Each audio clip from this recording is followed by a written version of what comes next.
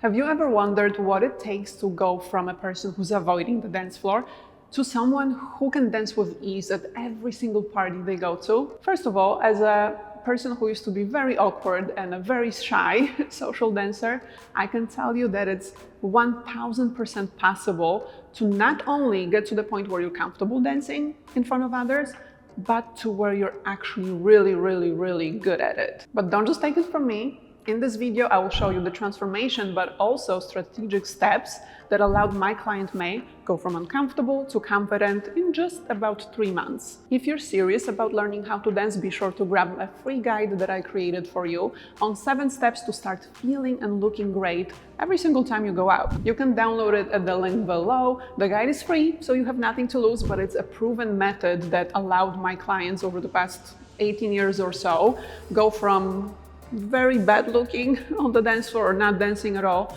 to being able to thrive in social dance situations. So grab it now and then let's move on with the video.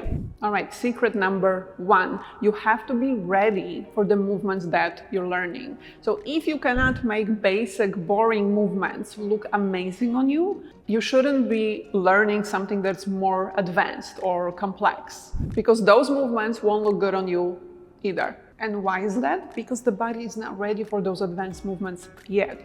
Like, have you ever learned something on YouTube or in a dance class and you're trying a movement, you're hoping that it's going to look good, but you look nothing like the teacher? Like something is totally off, like something is missing and you don't know what is. For the movements to look good on us, the body has to be coordinated. And coordination is something that we build gradually. Coordination meaning being able to have the body control that's necessary to move, but also being able to move different body parts at the same time with ease. So if you don't have that yet, of course the movements will look disjointed, and of course you'll have to put a lot of effort into moving the body, but if you're putting effort into it, other people will notice it. It shows that you're thinking, it shows that you're focused. The more coordinated you are, the more effortless it is for you to move. And this is something that looks good. Other people can see that when you're moving, it just simply looks natural. It looks good. And I want you to notice that when you see people moving at a party, they usually move 3, even 4 things at the same time, right? Because if you just move one body part, let's say feet, footwork is usually the easiest for beginners. Everything else will look stiff. Everything else will look tense, like you don't know how to move it. So of course we don't want that look. When May came to me, she struggled with being able to make the movements look good on her. She knew something was missing in the way she was moving, and this was making her feel self-conscious. So she didn't like to go out and dance with her friends because sometimes her moves looked awkward. She didn't want other people to see them. So she struggled with moving different body parts, with putting everything together.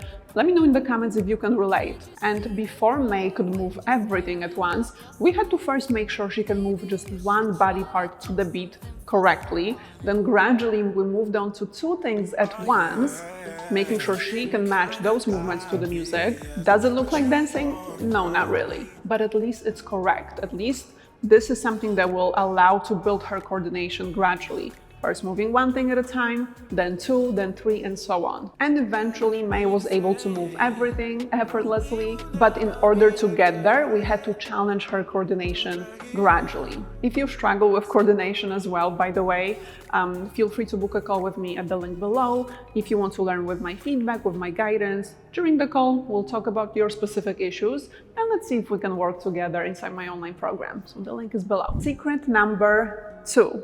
When you dance, you want to focus on your strengths.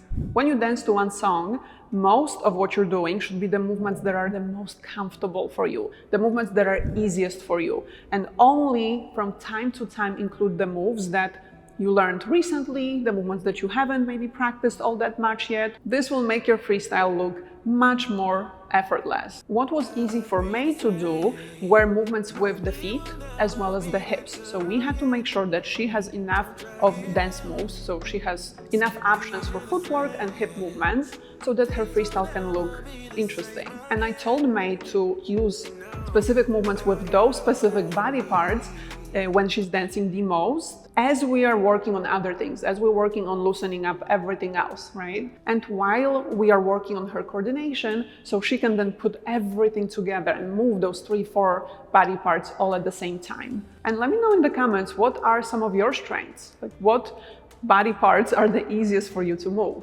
Whether it's footwork, hips, the knees, torso, shoulders, chest, arms. Chest, I would be surprised, because I don't think it's easy for anyone to like move this part of the body, but let me know. I can tell you that for me, I think it's hips and arms that are the easiest, but it differs from person to person, so I'm curious. Secret number 3, you want to fix your weak points. You can see May here, she's moving pretty well, but her arms tend to stay in one position. She's not moving them much, right? And it doesn't look bad, like it's not a mistake, because everything else she's doing looks pretty smooth on her.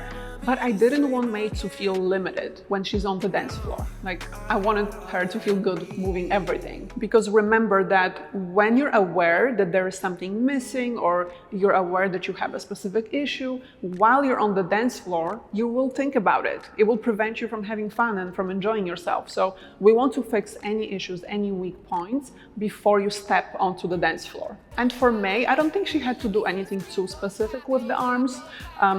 We just wanted to bring in more levels, more movement into them. So there is a little bit more variety, but she's still not doing any like technical dance moves with the arms, because we want everything to look natural. So the arms always need to complement everything else, what is going on with the body.